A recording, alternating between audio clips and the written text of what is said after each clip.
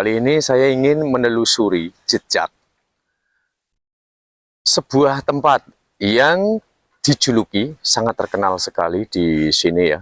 Dahulunya ini dijadikan sebagai tempat untuk mencari pesugihan. Maka orang menjuluki tempat ini dengan sebutan pesugihan Mbah Gong. Dan menyisiri jalan yang sangat sepi ini, nanti di depan sana kita akan menjumpai satu tempat yang disebut dengan Punden Mbah Gong. Namun perlu saya ingatkan bahwasanya ini hanya merupakan sebuah cerita dan konten saja ya. Jadi saya tidak menganjurkan untuk mendatangi tempat-tempat seperti ini dengan tujuan yang tidak sepantasnya ya. Jadi kalaupun memang cerita ini benar adanya, biarkan ini hanya menjadi cerita saja ya. Jangan ditiru jejak mencari pesugihan, apalagi pesugihan instan yang memakan tumbal. Dan ini saya sudah sampai di tempatnya. Jadi ketika kita mau masuk, ini kita akan berjumpa dengan pohon yang lumayan besar, memiliki akar yang sangat unik. Kula nuwun, Mbah. Dan ini akar dari kebalikannya yang tadi, bentuknya seperti apa? Seperti lembu ya, teman-teman ya. Coba kita ke ataskan. Coba bayangkan kalau malam hari kita ada di sini. Ini tempat memang berkesan sangat mistis sekali. Dan di sini saya lihat ada sesaji. Di bawah pohon besar ini kita dapati masih ada bekas ambengan ya nih, sesaji. Nah, ini anyaman dari bambu, terus kemudian ini saya lihatin ada tusuk daging itu ya. Biasanya orang yang memiliki nazar atau orang yang memiliki hajatnya masing-masing ya, biasanya terkabul dia sedang melakukan sedekah di sini. Dan ini saya dapati ada botol, saya nggak tahu apa itu, dan sapu gerang. Sapu gerang ini artinya adalah sapu yang memang sudah tua ya, sudah lapuk, ini disebutnya dengan sapu gerang. Dan di sini saya ingin meluruskan langsung saja ya, yang namanya punden ini memiliki manfaat yang teramat sangat besar sekali. Jadi kalau bisa jangan sampai mencari pesugihan-pesugihan, mau pesugihan tanpa tumbal, mau pesugihan instan pakai tumbal, atau mau pesugihan putih, pokoknya jangan. Tapi yang paling terpenting kita bisa memahami manfaat daripada punden. Dan sebelum saya mencoba menjelaskan fungsi daripada punden yang sesuai dengan akal sehat, sesuai dengan nalar yang diberikan oleh Tuhan dan kesadaran kita, saya ingin menceritakan cerita mistis sedikit di sini, bahwasanya di bawah ini kan ada sungai yang sangat besar, Sungai Bengawan ya. Nah, di dalamnya itu ada sebuah sumur. Nah, jadi kalau ada sumur di dalam sungai, kalau orang Sragen sini menyebutnya dengan kedung ya. Makanya tempat tersebut ini disebut dengan Kedung Bagong. Karena kenapa? Ini di sini ada sebuah kedung dihuni oleh seekor buaya putih jelmaan dari Mbah Remeng. Ini jadi penghuninya, Mbah Danyangnya di sini, menurut kabar yang beredar ini bernama Mbah Remeng. Jadi penjelmaan dari buaya, dan buaya ini sangatlah baik sekali dengan masyarakat setempat, kerap menolong, dan banyak cerita tentunya oleh masyarakat setempat keajaiban-keajaiban yang terdapat di sini. Dan sebetulnya saya ingin tertarik lebih mengklarifikasi terhadap apa fungsi daripada punden, karena tidak semuanya orang memahami manfaat daripada punden. Jadi nggak bisa dipungkiri bahwasanya di Kabupaten Sragen ini tiap-tiap dukuh ataupun tiap desa ya, kalau di Jawa Barat mungkin desa seperti itu, ada satu punden. Jadi tiap wilayah itu ada satu punden yang dikeramatkan dan disakralkan. Nah, tujuannya adalah tempat tersebut ini dijadikan sebagai tempat untuk pemersatu. Jadi manfaat daripada punden ini fungsinya yang pertama adalah untuk melakukan acara-acara ritual tertentu seperti sedekah bumi ya, terus kemudian acara jembulan, acara nyadran, acara tirakatan, dan ritual-ritual yang lainnya.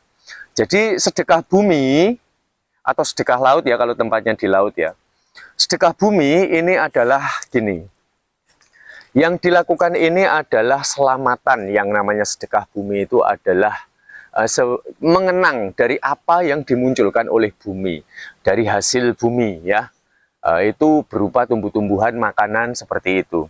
Jadi sebagai ungkapan rasa syukur kepada Tuhan yang Maha Esa, maka diselenggarakanlah sedekah bumi.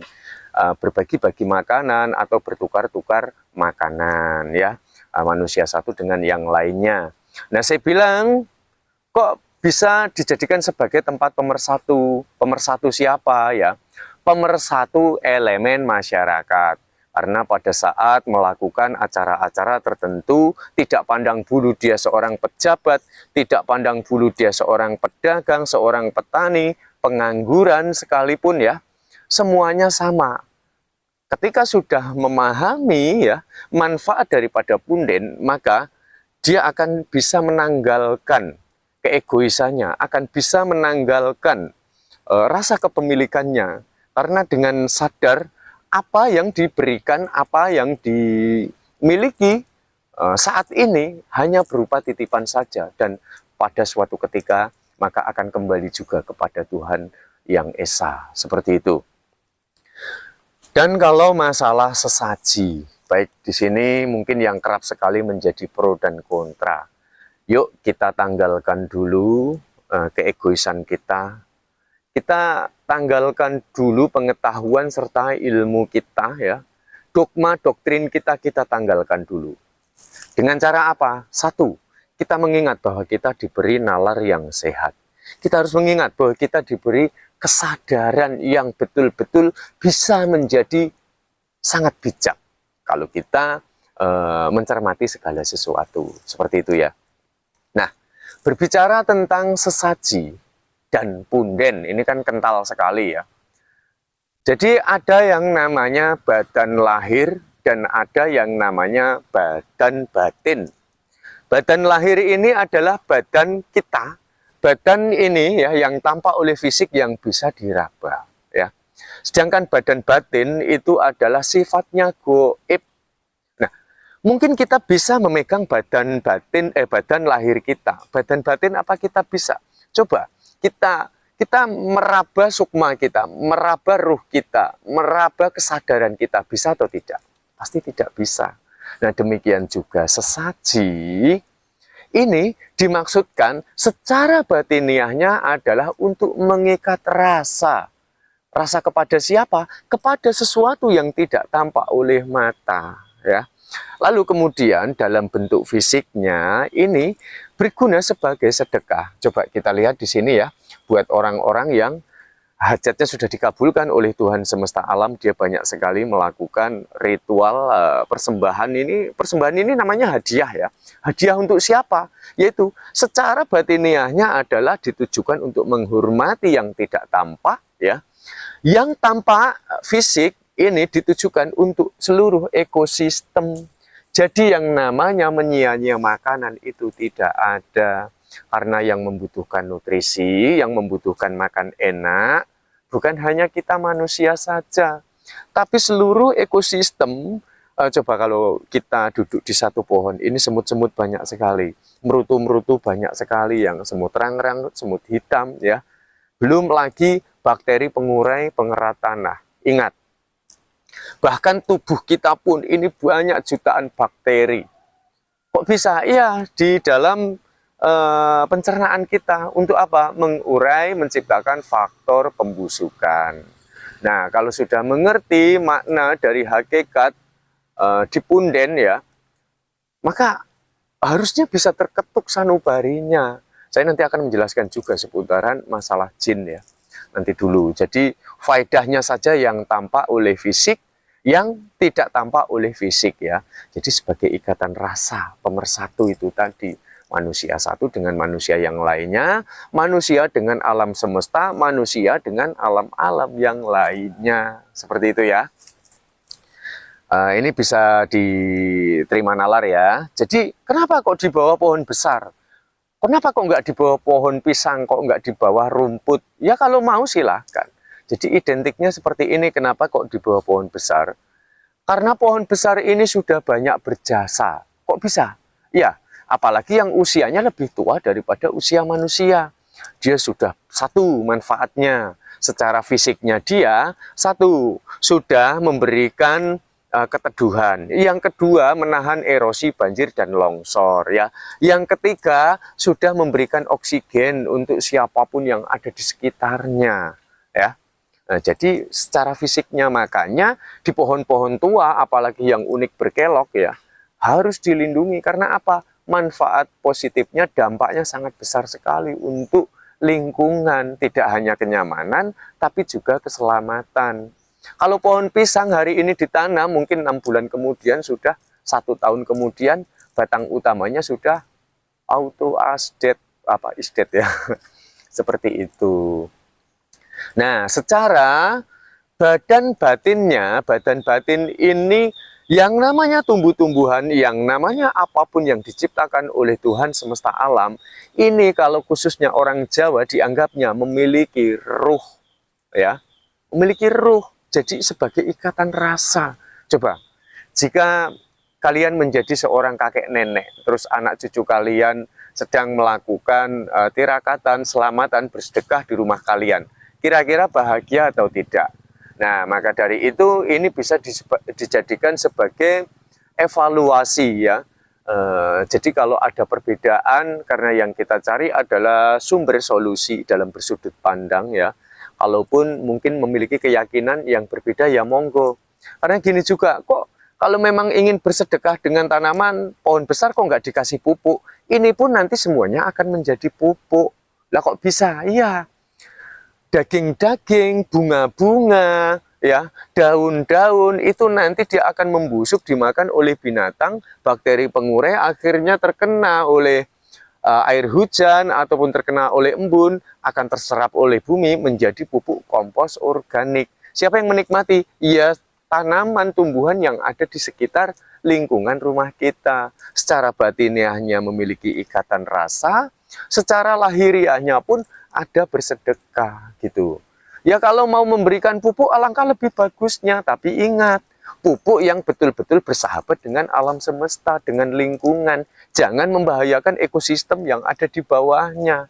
Karena di bawah pohon besar ini, bahkan di dahan-dahannya sana, banyak dijadikan sebagai rumah-rumah binatang. Seperti itu. Karena saya sendiri kemarin ini ada yang komentar di tempat saya, kok nggak sekalian aja diberi seblak katanya. Ya kalau kepercayaannya ingin bersedekah dengan menggunakan seblak, ya monggo. Kayak gitu ya. Nanti binatang-binatang itu juga akan doyan. Coba kalau kita masak, berapa banyak lalat ya. Binatang, kadang kita naruh lauk aja di bawah tikus, ya apa enggak? Tikus juga memiliki manfaat yang sangat besar. Lalat juga membantu faktor pembusukan ya. Supaya nanti apa? Tercipta pupuk kompos organik lagi. Jadi tubuh ini, semuanya ini hanya merupakan siklus kehidupan. Tubuh ini mati membusuk, dimakan bakteri ya, dimakan mikroorganisme, akan menjadi pupuk, diserap tumbuhan lagi. Tumbuhan dimakan manusia lagi. Manusia beranak pinak lagi.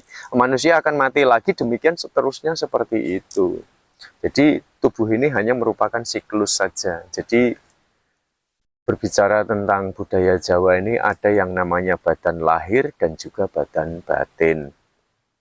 Dan untuk masalah apa ya, pesugihan. Nah, sebetulnya pesugihan ini yang namanya pesugihan. Ini adalah pelaku atau pencari. Sugih ini adalah kayahan. Ini adalah merupakan sebuah tindakan upaya di suatu tempat ya.